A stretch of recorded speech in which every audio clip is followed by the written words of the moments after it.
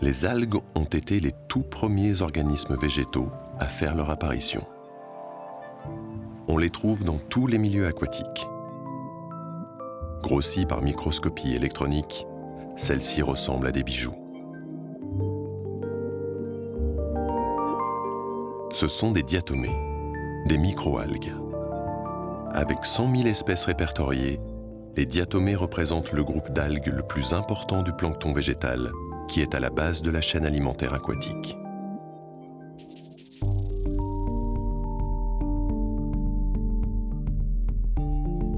Malgré leur taille minuscule, elles possèdent une véritable machinerie à photosynthèse.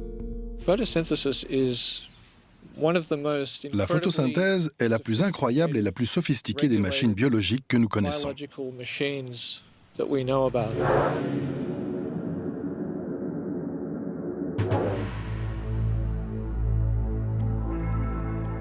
Sans la magie de la photosynthèse, il n'y aurait pas d'oxygène dans l'atmosphère. La vie serait rare.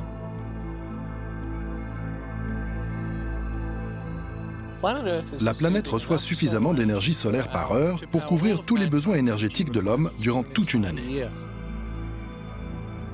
1 heure de soleil pour 1 année entière d'énergie.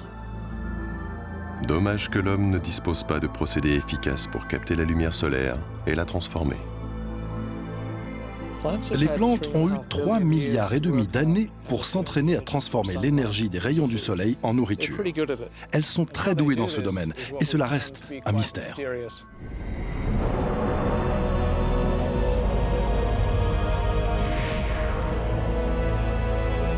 La lumière du soleil est si puissante que les plantes ont développé des mécanismes de sécurité stop and start, stopper et redémarrer, pour éviter la surchauffe.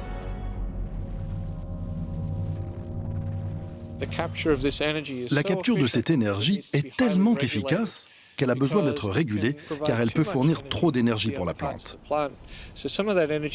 Donc, lorsque le soleil est trop lumineux, une partie de cette énergie doit être dissipée. Les plantes ouvrent alors leur soupape de sécurité, qui évacue le surplus d'énergie qui risquerait de détruire la plante.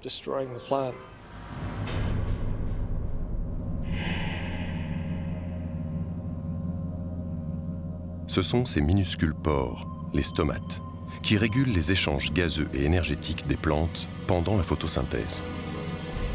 Les végétaux subissent des transferts d'énergie complexes et d'une rapidité incroyable. La plante capture un rayon de soleil tellement vite que nous ne pouvons même pas le concevoir. On appelle ça une femtoseconde, 10 puissance moins 15 secondes.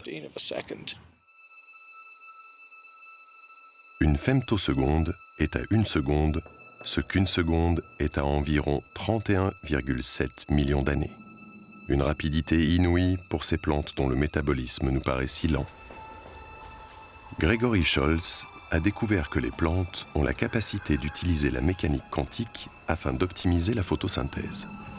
Ainsi, les particules d'énergie de la lumière absorbée peuvent se trouver dans 2 endroits différents au même moment. Elles peuvent effectivement prendre 2 ou 3 voies simultanément. Il était encore inimaginable il y a quelques années que cela se produise avec quelque chose qui pousse sous nos yeux.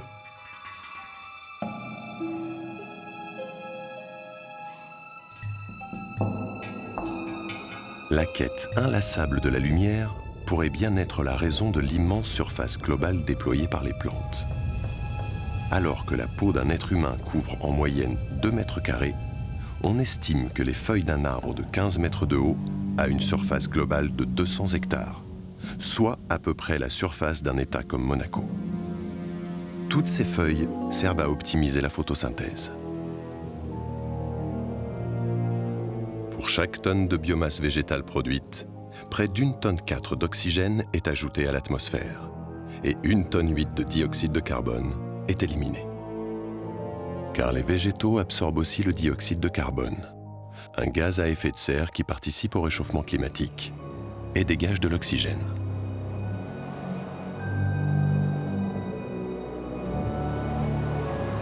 Les plantes ont aussi le pouvoir de nettoyer la planète. Pendant la photosynthèse, les plantes émettent de l'oxygène par leurs racines. Celles-ci attirent des partenaires essentiels aux plantes, d'innombrables bactéries qui vont dévorer les matières organiques polluantes.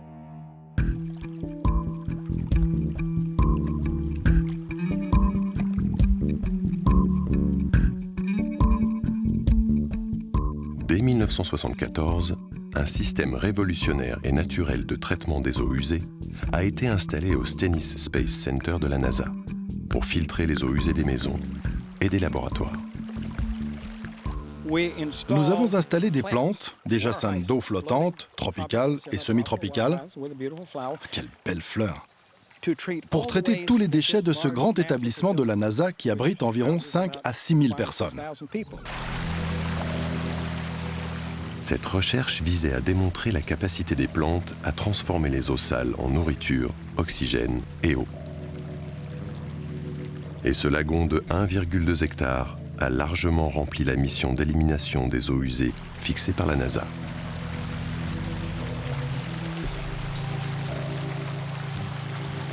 Aujourd'hui, sous ses feuilles, se cachent des alligators, des poissons, et la vie du lagon est animée par les oiseaux et les insectes, comme dans un milieu naturel.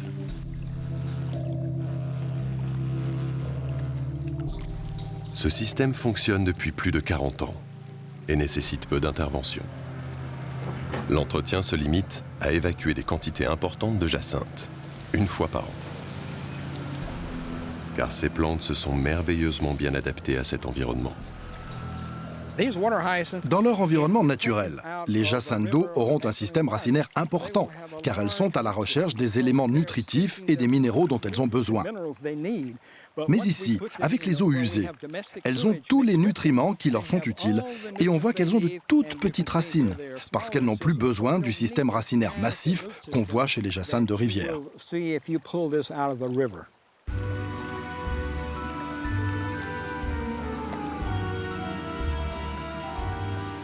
Les stations biologiques utilisant les jacinthes d'eau lagunaire ne représentent que 5% des coûts d'installation et 10% des coûts de maintenance des stations industrielles d'épuration des eaux usées. Si ces plantes sont tellement en avance sur nous en matière de dépollution, pourquoi ne nous en inspirons-nous pas davantage ? Une des raisons pour lesquelles la mise en œuvre est lente, c'est parce que c'est trop simple et que les ingénieurs qui créent les systèmes de traitement des eaux usées n'ont toujours pas compris le pouvoir et la magie des plantes.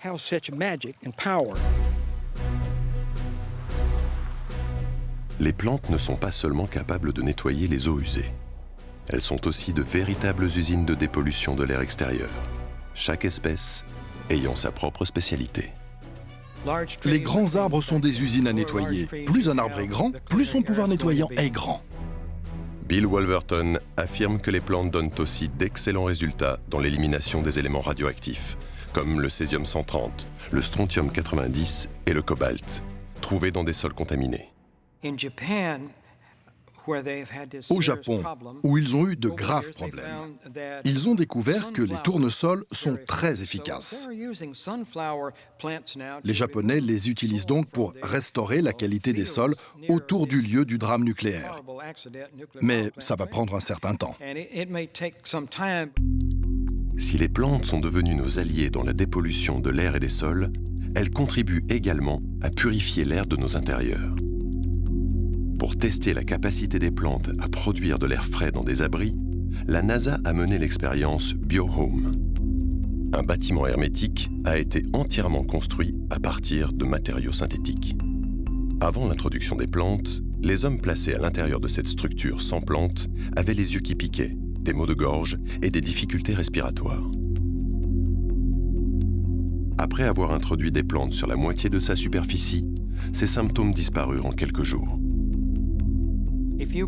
Pour vivre dans un bâtiment hermétiquement fermé, que ce soit sur Terre ou dans l'espace, il faut obligatoirement un processus biorégénérateur avec des plantes et des bactéries. Il faut avant tout réussir à construire sur la Lune un bâtiment totalement étanche et performant avec des plantes pour maintenir de l'air frais. C'est l'étape numéro 1 avant d'envisager un système plus compliqué où il faudra produire tout l'oxygène.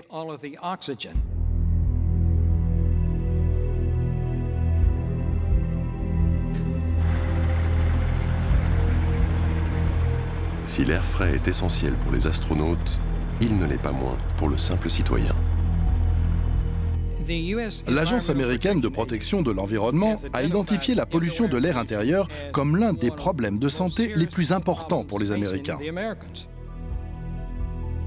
Bill Wolverton encourage l'utilisation de plantes pour faire pousser l'air frais.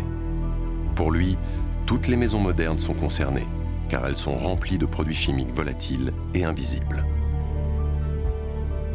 Avant le XXe siècle, les produits chimiques étaient pratiquement inconnus. Aujourd'hui, on en utilise plus de 80 000 et ils ont envahi notre quotidien. Pratiquement tout dans votre maison est fait de matériaux synthétiques, qui sont des produits chimiques. Les téléviseurs, les ordinateurs, la peinture, les boiseries. Du coup, lorsque nous calfeutrons les bâtiments modernes pour les rendre économes en énergie, nous enfermons aussi des centaines de produits chimiques nocifs qui provoquent des problèmes de santé.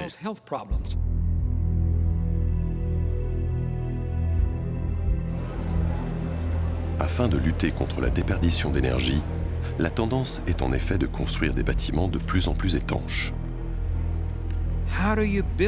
Comment construire un bâtiment isolé et maintenir un air sain? La réponse est apportée par les plantes. La clé, c'est d'éduquer les gens sur les façons dont la nature peut être utilisée pour nettoyer notre environnement. La nature a la réponse.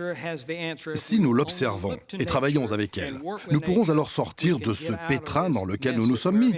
Mais peut-être sommes-nous trop arrogants pour cela.